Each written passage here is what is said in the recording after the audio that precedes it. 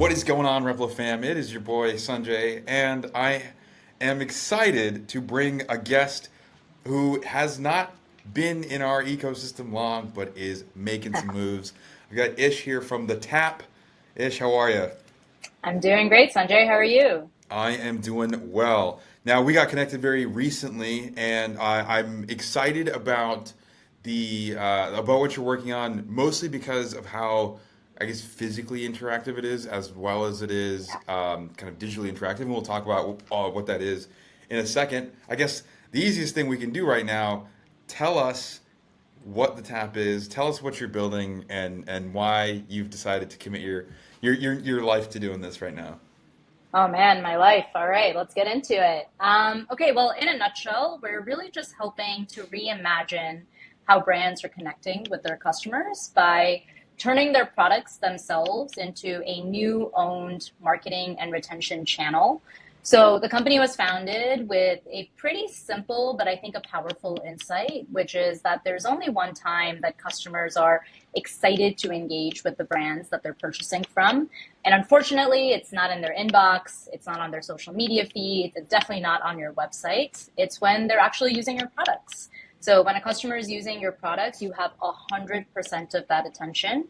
And we want to help brands tap in, no pun intended, to that moment with those customers. So um, how it works when a brand wants to onboard with us. If they choose to do the full tap experience, we ship them little smart stickers that can go anywhere on their packaging. These stickers allow customers to tap on your product or packaging, literally like Apple Pay. So when I get the product, I can tap on it. It launches a web-based portal, so there's no app downloads or anything like that required. And it pulls up this hub that kind of looks like an interactive Instagram Explore feed, but it's fully curated for the brand.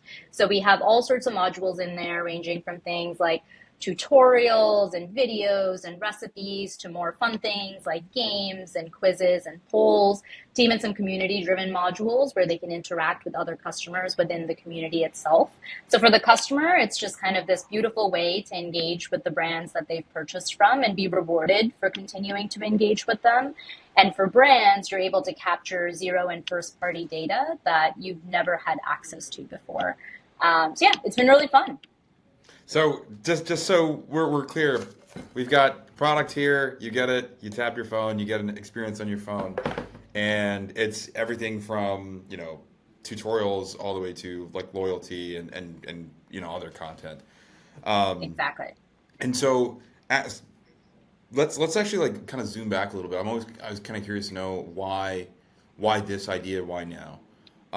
Right. So like obviously, I believe you've raised some money and you're there's a hardware component to this, right? It's not Yeah. just like a SaaS app. You're Yeah. getting these stickers that you're sending to your customers for them to put on their packaging. Mhm. Um, like I know when we've spoken before, you've talked about aspects like community and how the importance of retention in general. But you're not from like you don't have a deep bench in like Oh, e-com or digital. So how did you arrive at this business as like a conclusion to build?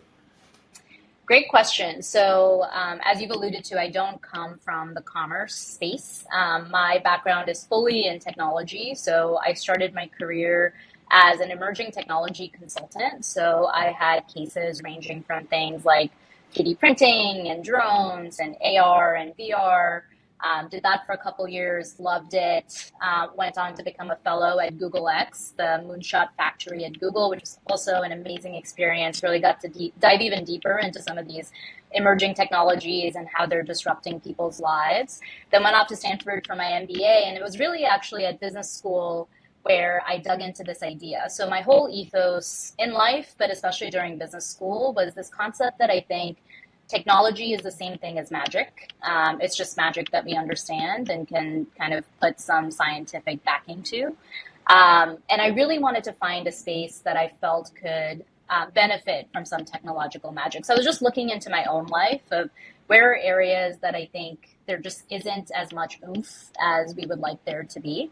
And somehow I ended up with commerce. I mean, I'm a consumer, I buy things all the time. And I became really confused and frustrated with the way that brands were engaging with me. So when I was buying a product, I was super excited. I was bought into the brand's ethos, their branding. There's something that really spoke to me. I was super excited and emotionally connected with the brand.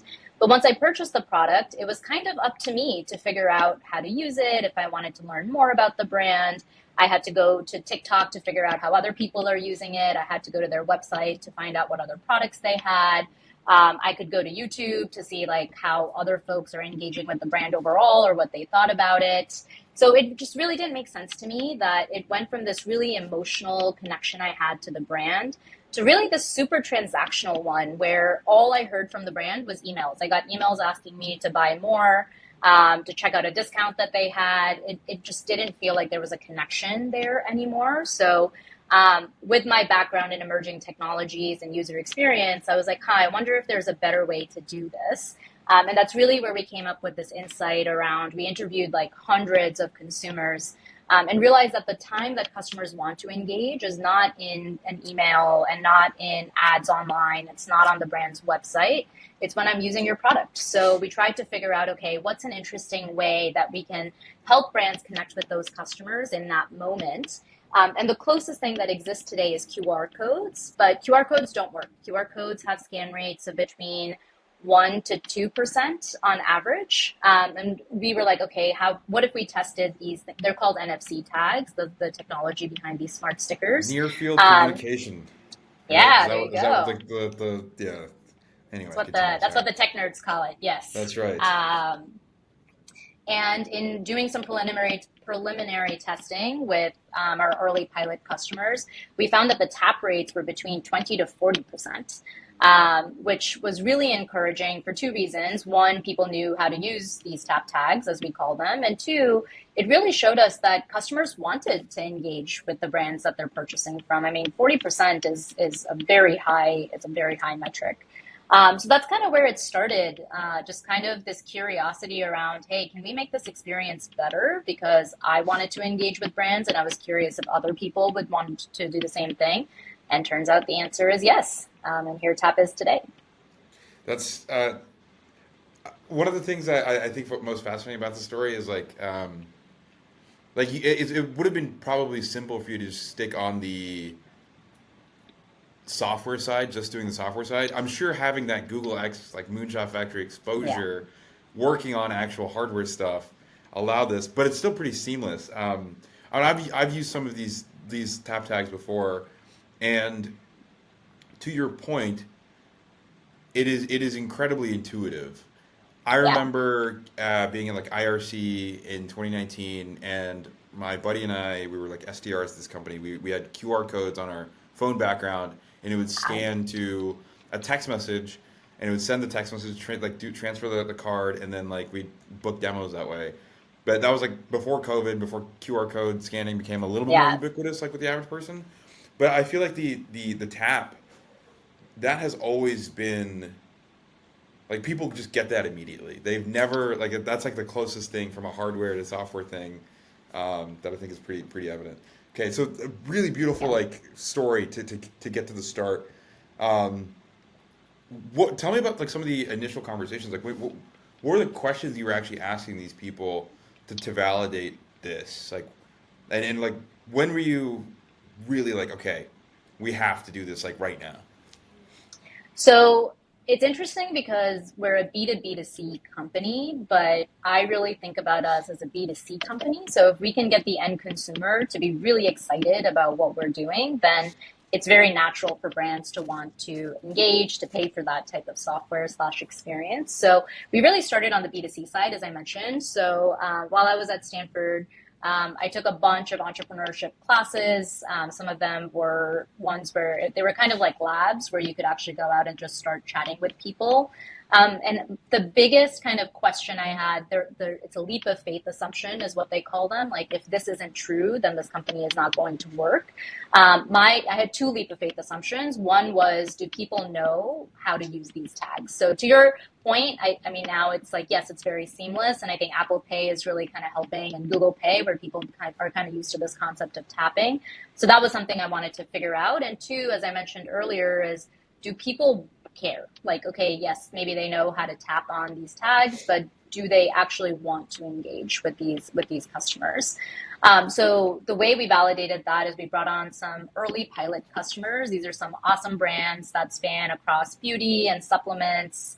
And we found that the answer was yes. So it really didn't take that much time. It was crazy the amount of data that these brands were capturing, ranging from things like, yes, email and phone numbers, especially from customers they were capturing through offline channels like Amazon, TikTok Shop, Target, etc.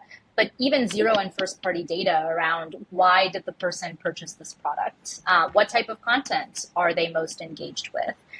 What are some interesting pieces of feedback that they have for the brand? How do they want to continue to engage with the brand? So we kind of validated the consumer side first, and then we were like, okay, cool, the consumers want this. Second question is there a business case to be made here? So yes, consumers will use it, but does it make sense for brands?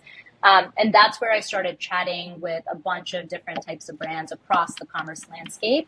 And it was funny, the more I learned, the more confused I became, because there were things that just, the math didn't math to me. And I was like, okay, there is definitely a business case here, but it requires brands to change the way that they're operating and thinking about engaging with their customers. So happy to dig into any of that if we want, but that's kind of where Yeah. we landed with it. So I want to talk about. I think we'll get to the change of. Actually, let's address this now. Like, you're saying you're going through this journey, and there's something that your customer's customer essentially like really resonates with and wants and finds utility in. But in order for the person that you have to sell this thing to actually like extract value from it, they have to change. What exactly do they have to change? Like what is the coaching? What was that conversation? So part of it is that you're now adding a sticker to your supply chain. So there's definitely a little bit of friction that we're adding to the current process that brands have. But again, I think brands are willing to do that if they see the value in what you're doing. I think some of the pieces that require a bit of behavior change, there's a couple things. One is, I think right now brands are so focused on growth through acquisition. But when I think about growth, there's two ways to grow. One is through acquiring new customers, and the second is through making more value out of the customers, or extracting more value out of the customers you already have. And I mean, everyone knows this. It's much cheaper to retain a customer than to acquire a new one. But to take it a step further, if you don't retain these customers, you're never going to be profitable, right? So, I mean, I'm sure most of your audience is very familiar with this math, but for anyone that isn't, in the beauty industry, for example, the average cost of acquisition is around $60.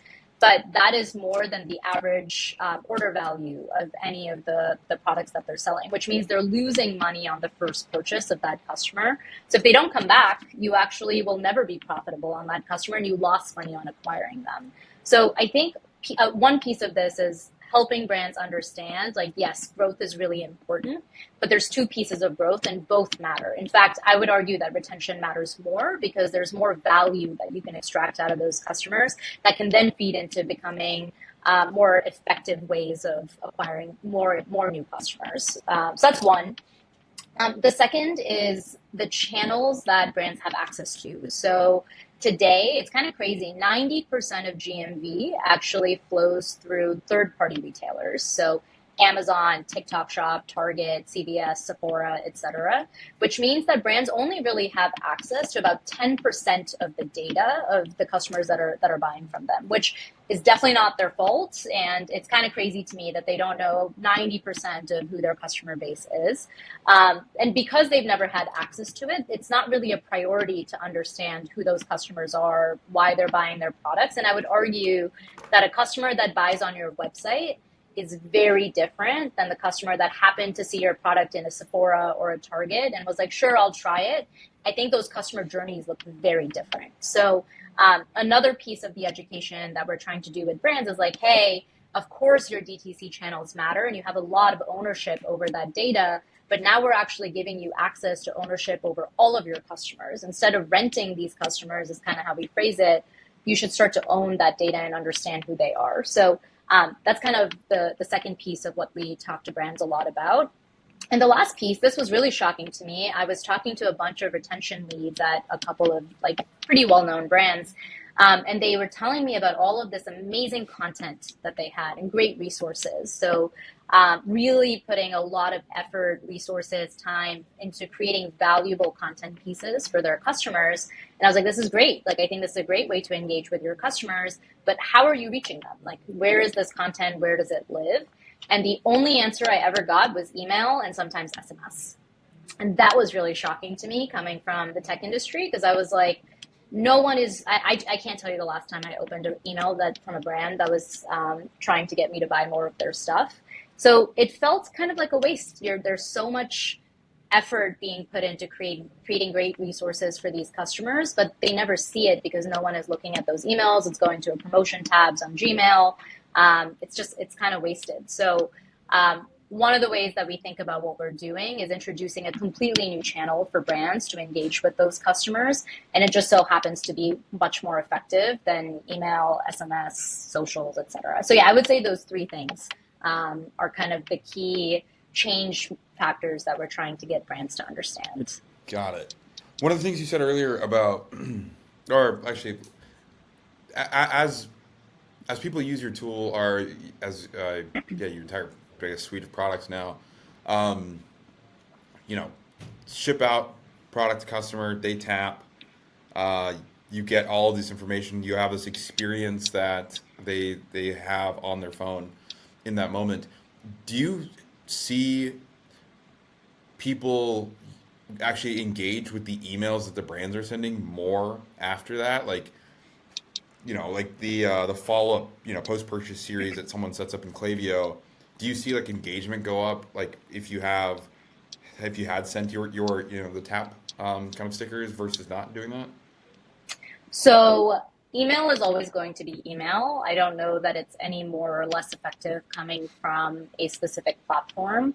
What we have seen is we've run some A/B tests with our customers around how much more valuable are the customers that are going through the tap experience versus the customers that don't have access to the tap experience. Sure. And email is a part of that in the sense that we're sending them reminders like, hey, we have some new modules or new content for you to engage with. There's new rewards for you to earn, etc.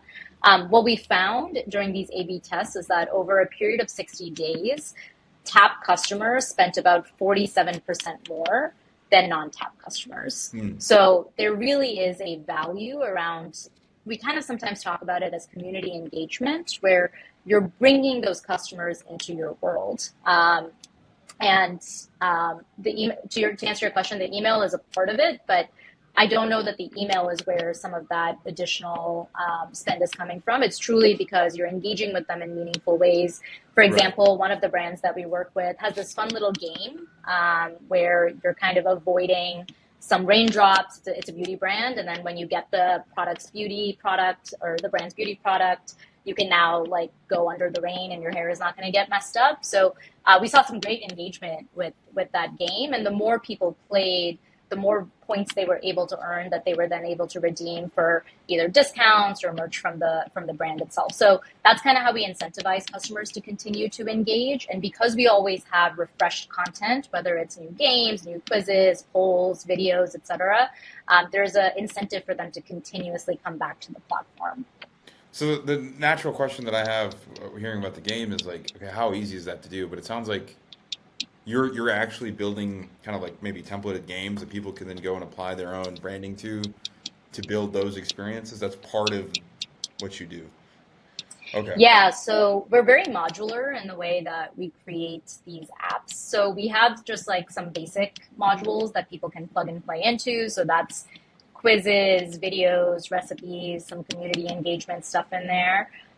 Very easy to go out, and actually we've built a bunch of internal tools where we go out, we scrape all the content from your website, your socials, YouTube, Reddit, etc. We create your app. It takes us less than 10 minutes to get your apps up and running, as the basic kind of version of what this looks like. And then if the brand is interested in doing some very custom modules like games, or they want like a very specific progress tracker to help customers stay on track with taking supplements daily or whatever that looks like, we build those separately. And then those are add-on modules that you can put into the experience itself. So we have kind of a mix. Some are just complete templatized and we go out, get the content. They can be automatically generated. And then some of them requires a little bit of dev work. But I would say we can get most of these experiences up and running in less than 2 weeks. Okay. And then I guess you still have the lead time of sending the stickers, so you're Yeah. doing this in conjunction with. Okay, that makes sense. Yes. Yes. Um, and then how do you with the third party retailer thing, like this stat you said about, like, 90% of these sales are happening in third party retailers, so you're only getting, you're only being data driven 10% of the GMV that's being generated. Do you expect to have a conversation with a Sephora or a Walmart at some point in time where, are they going to start blocking this? Is it, it sounds like there's a part of it that sounds maybe competitive or dangerous to their business model and kind of their walled garden that they've built. Like, have you had those conversations before? Is that something that's like on the radar? We have. So some of our customers actually do sell in Target. So the way that they've gone about it is they've negotiated with their Target buyers themselves. So really, if the end customer is really happy, it's a win for everybody involved, whether it's the brand, it's Target, of course, for the customer themselves. So the brand and the retailer comes up with some sort of negotiated deal where it's like, okay, all of this data is being captured, but what data is going to which entity? So for example, with Target, what they really care about is you're not taking their customers that you've acquired through Target's channels and are then kind of trying to funnel them into your DTC channels. Honestly, it doesn't work that well anyways, because if I like to buy in Target or Amazon, I'm just going to continue to buy there. You're not going to turn me into a DTC customer. But the way that we kind of figured that out with the retailers is if we capture emails and phone numbers, those go to Target rather than to the brand, which is okay because, again, we're kind of lukewarm on email being a great channel anyway. So wherever that data needs to go, it needs to go. And then any sort of shopping behavior that happens on our app. So we have a couple modules that are specifically for shopping or reordering. And then we have little pop-ups that will come up every now and then to say like, hey, like you're checking this out. Here's another product you might be interested in. If the customer clicks on it, it then goes to Target rather than to the brand itself. So because we're using these tags and we're part of the supply chain, we can actually know which products are going where to which channel. And then make sure that those apps are being directed to the right channel for that retailer versus going to the brand's website. So I'm sure at some point we'll have to strike a deal with the retailers themselves, and they can even offer this as a piece of the tooling for the brands that are selling in their stores. But for now, that's been working. Got it. And there's a couple of things here that I'm like really interested to pull apart. I guess one of the first ones is, we'll start here.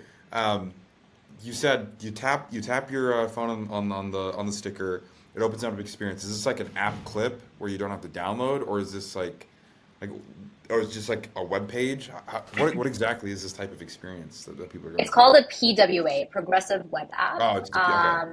Yeah, so there's no app clip, there's no app attached to it. You're not downloading anything. It basically feels like an app, but it opens Right. up on your browser. So it's Right. different than a landing page, because landing pages are basically like you click on something and then it Right. It's what takes you we to the do. next Yeah, page, yeah. etc. But it's actually an app. So when you click on a module, you have the whole experience that pulls up. You can play games, there's quizzes, there's Got polls. it. So very much feels like an app, just minus the download. Okay. That makes sense. Progressive web app makes sense for this. Okay, so another thing here is you said that you believe email to be a lukewarm channel, and it's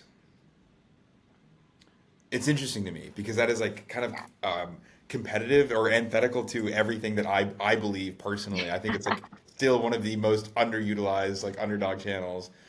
I do kind of agree with you in the sense of like there is a lot of waste. Um, like you send, and just from like a deliverability perspective, like landing in the promotions tab, worse, like landing in spam. There are clients that I had years ago that I no longer work with that I did email for that I still, see every now and then I'll see their stuff in the Yeah. spam folder, which is like heartbreaking. Um, but all at the same time, like, you know, I still do email consulting here and there, and there are so many companies that aren't doing it well. I think there's a kind of a skill issue thing of like making sure that they're doing enough good stuff there. But I'm kind of curious to know why you believe it to be a lukewarm channel. I'm going to challenge you on this. I'm very curious. No, no, you should challenge me.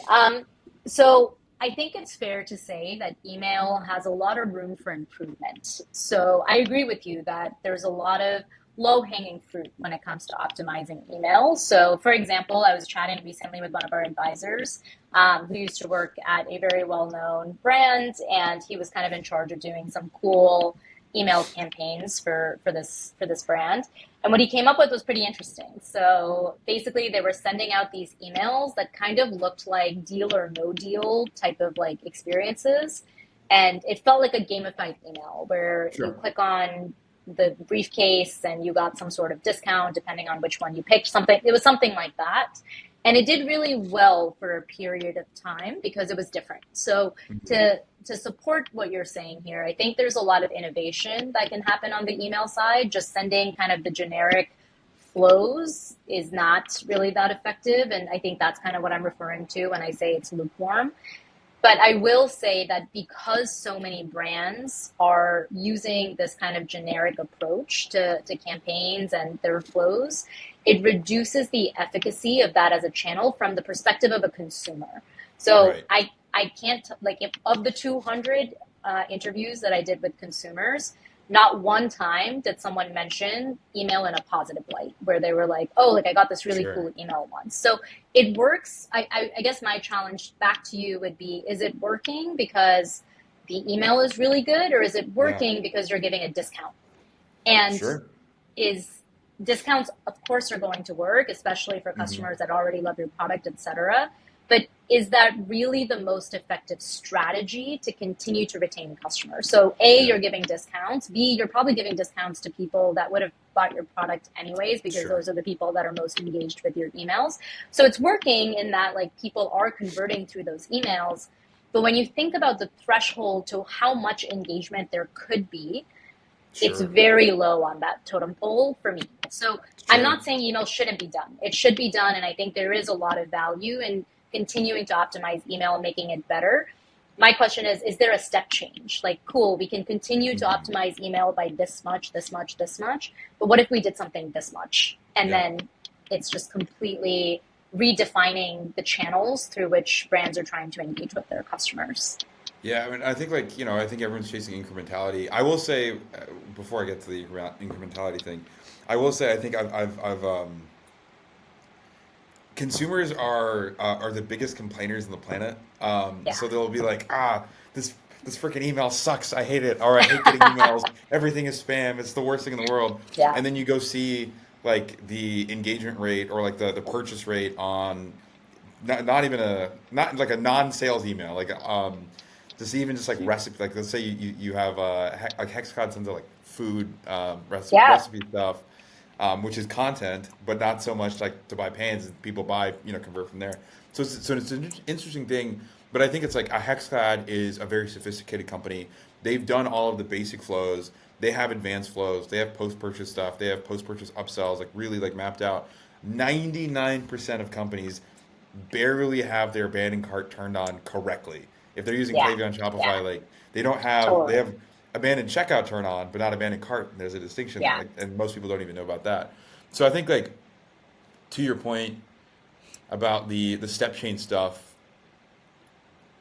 one, it's great to be able to like just like cool, I can turn this on and I'm generating this excess amount of value. I also think it probably brings to light the fact that people don't have everything like optimized as much as they could. Like I think or for sure. probably another bonus that they get from like working with you or like just even thinking about this stuff is like, or something I would kind of just see happening is, they see the initial bump in performance just from using you, and then they're like, wait a second, like, why aren't we also sending, product education when they receive the product? Like, we know when the product gets marked as delivered, Yeah. we should be able to trigger an email flow as well. And so then you kind of meet the customer regardless of like where they want to be met at. Obviously, you have like the most visceral surface area, which is product in hand. Like I'm literally holding this thing. I'm gonna tap my phone on it. That's like the most Yeah. valuable area. But like all of these like kind of incremental optimizations, which I think is pretty cool. I think you I have a think nuanced take. Yeah, good. just one two small points here. I think the word incrementality is really interesting because it means that there's only so much left, right? Like there's Sure. only so much incremental Yeah. value and utility that we can create, which to me signals that it's time for disruption. Like let's do something completely different that's never happened before. Yep. And then we Yep. don't have to look at incrementality because you're making major leaps in the Yeah. way that you're engaging with customers. And then just one more thing I wanted to clarify. I think emails work great for pre-purchase.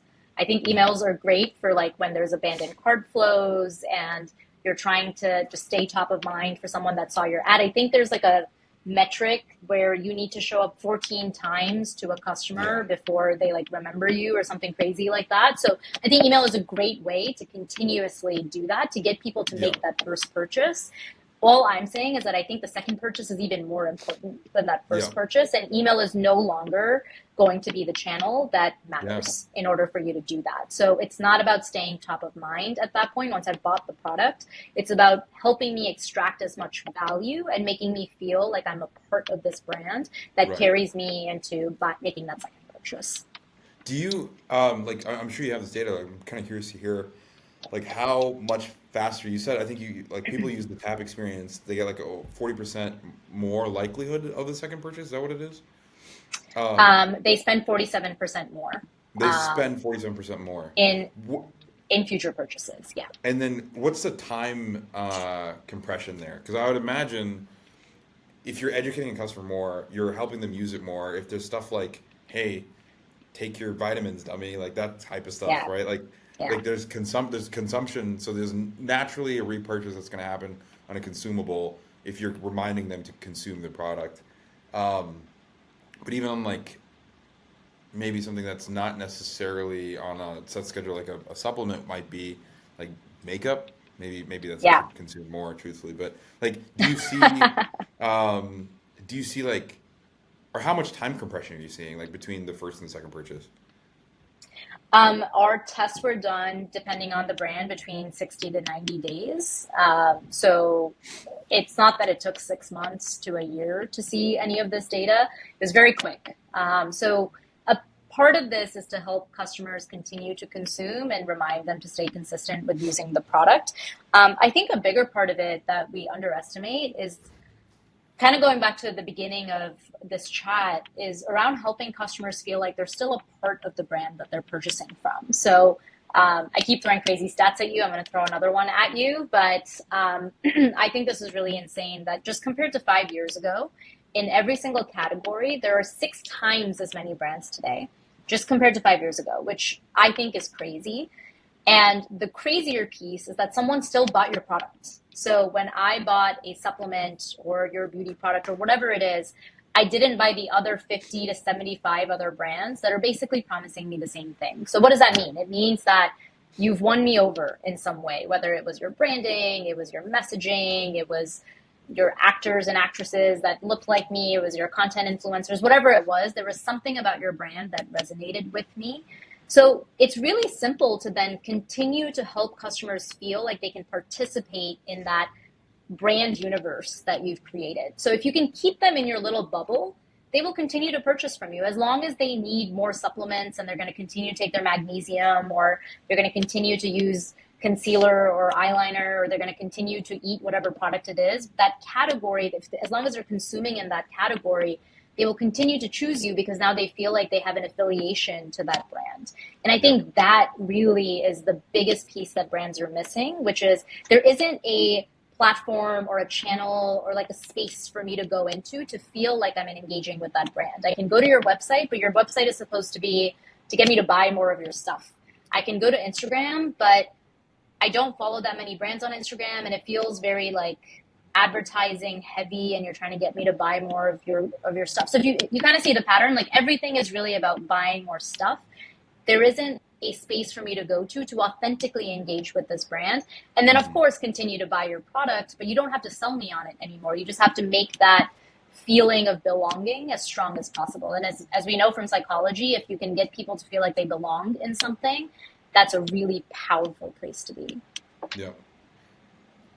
How much, how many different things do you have to sell, or different aha moments do you have to get your customers to the people that you directly sell to before you're actually able to like really start doing the work?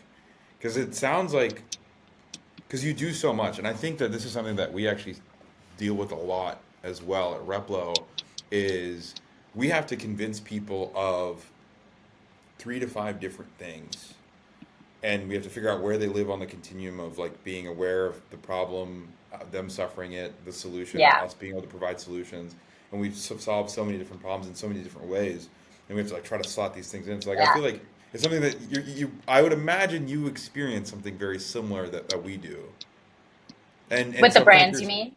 yeah, with the brands Yeah. directly. So I'm kind of curious to know like which ones like drive you up a wall the most when you have to like try to convince somebody of something. I think change is really hard. And I think with what we're doing, it's a very new concept on a lot of different levels, right? Like I'm introducing this new concept of like a tag that people have to tap on. I'm touching your supply chain. I'm telling you to care about retention. I'm Yeah. introducing like a whole new platform that is going to be a place where your customers come to all the time that doesn't live on your website. So I wouldn't say that I get driven up a wall very often. I think I kind of see it as a opportunity to figure out like how can I resonate most with these brands, because I understand that brands have tons of KPIs they're trying to keep up with. It's a really tough market right now. Yeah. I think it's a really tough time for brands. So I have a lot of empathy for that. And for me to now come in and be like, hey, try this like completely new thing you've never heard of, but I promise that it works. I understand that that's a little bit of a leap to take. Yeah. So my approach has really been around education. I think my one of the things that I feel very proud of is when I talk to brands that we've been in conversation with, they often tell me like, hey, Ish, like you never seem salesy to me. Like you've never tried to just like sell me on your product. And I'm like, yeah, because luckily I don't need to. I think I can just present you with a lot of the same things that I mentioned on this podcast, right? Like here are some things that don't really like the math is not mathing for me. Do you agree or do you disagree? And of course they're going to agree with me. I think the place where I need a lot of patience is I'm a very impatient person. Like I'm very impatient with action. And I think someone told me recently, be impatient with action, but patient with results. And there's just a long timeline. So we get buy-in very early. And then it just takes a little bit of time to get all the teams on board, to get approval from leadership, to really kind of get to the place where they're ready to pilot it. And the tough thing with startups is that if people take too long to get to the yes, then might not survive anymore, which is Yeah. where getting some of that funding is really helpful to just kind of stay afloat until people are ready. So I feel very grateful that we happened to find a place in commerce that I think really there is a big gap. And we don't get much pushback on what we're building. It's really a matter of timing and when people are ready to implement it. And that unfortunately is just out of my control. So I'm learning to be like, okay, I can control what I can control, and the rest I just kind of have to be ready for when people are ready for it. I do feel like I, I feel like we're in the stage of these like NFC tap to PW like progressive web app experiences where like QR codes probably were in like 2019, 2018. Like it was like Yeah, very few people realized that your native camera app could just scan a QR code back in 2019. Like no one yeah, did. No one. yeah, And again, I mentioned that conference I went to, and we're like blowing people's minds just on the QR code, and then the text message thing was don't even get me started about that. But like, I feel like it will become more ubiquitous. Yes, yes, for sure. Being able to like engage in like your physical space in a way. Um, so I hear you on the impatient in action, patient in results. It is tough sometimes, like just kind of just swallowing that.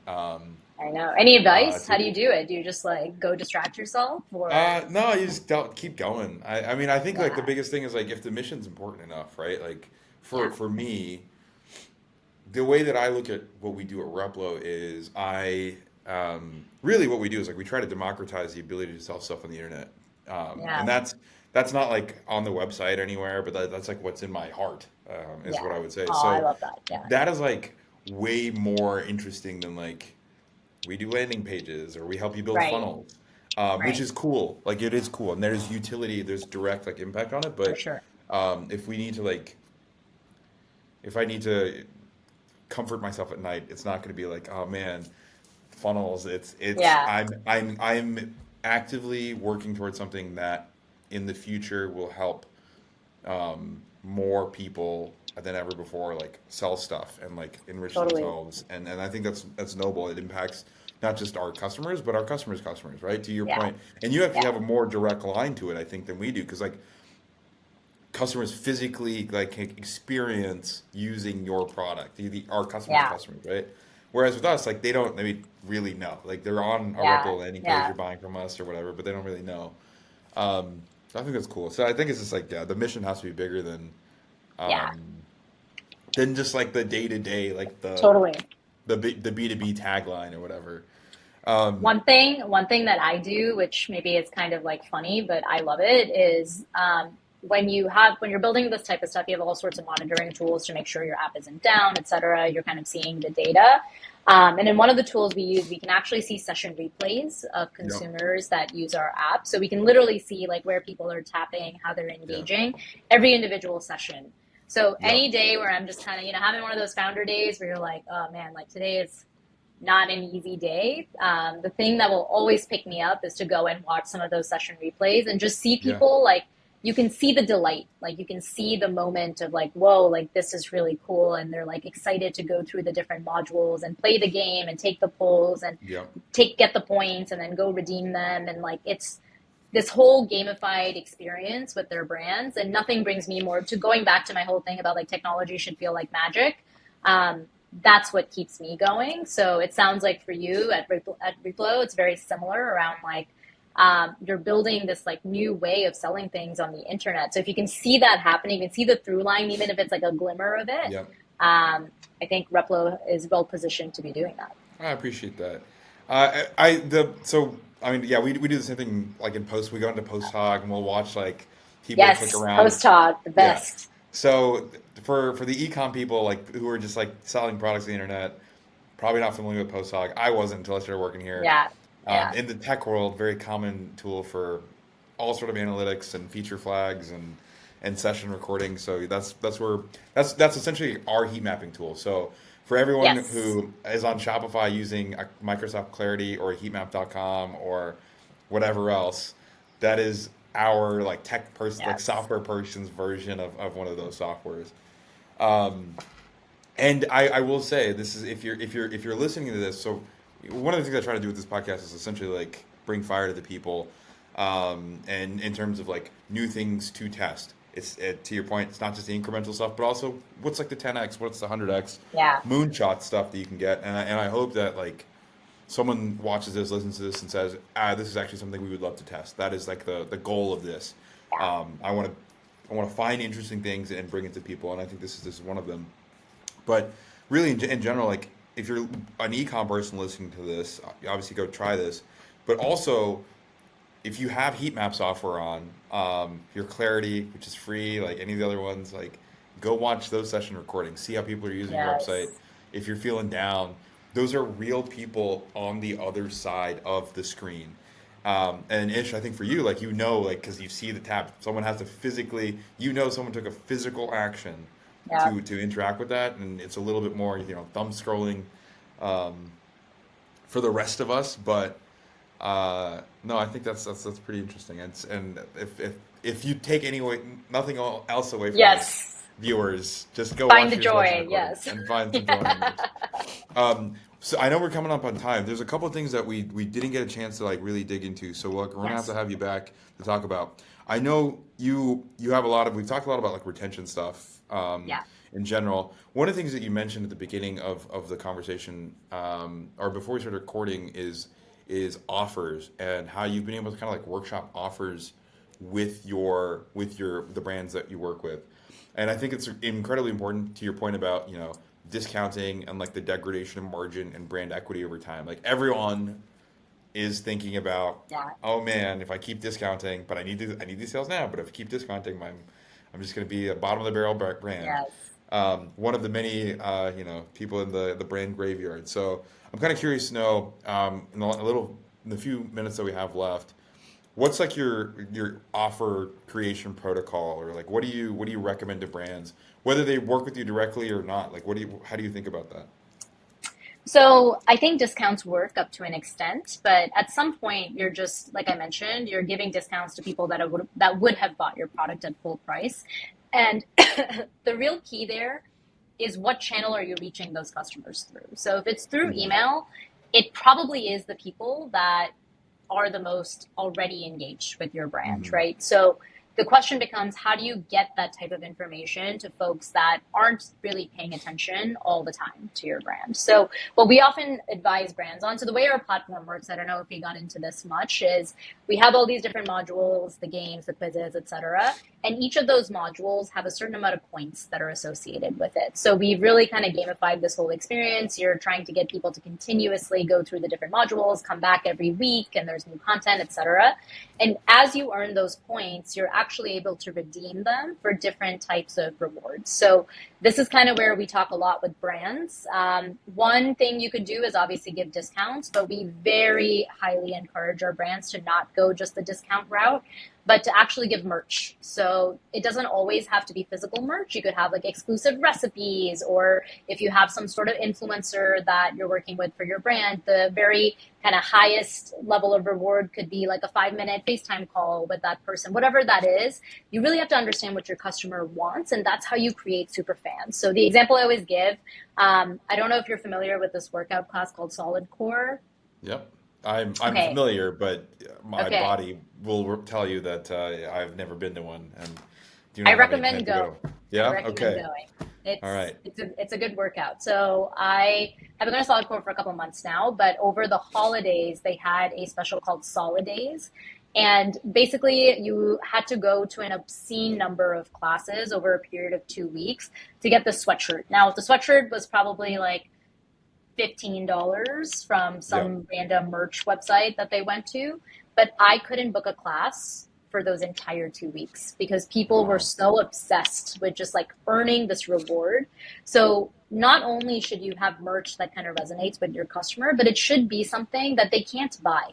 It shouldn't Yeah. be like I can just go to your website, spend $20 and get this sweatshirt. The only way to get the sweatshirt was to go to like, I think it was like 20 classes or something crazy over a period of Yeah. 2 to 3 weeks, which, by the way, way more expensive than buying a $20 sweatshirt. So I think my advice to brands when it comes to offers is rely less on the discounting. Of course, it works and you should, but there's a threshold after which it's just not working in the way that you want it to anymore. Instead, figure out some cool things that your customers might want, whether it's a hat or it's a cool sweatshirt or, like I mentioned, like a FaceTime call with someone that they would be interested in getting to know.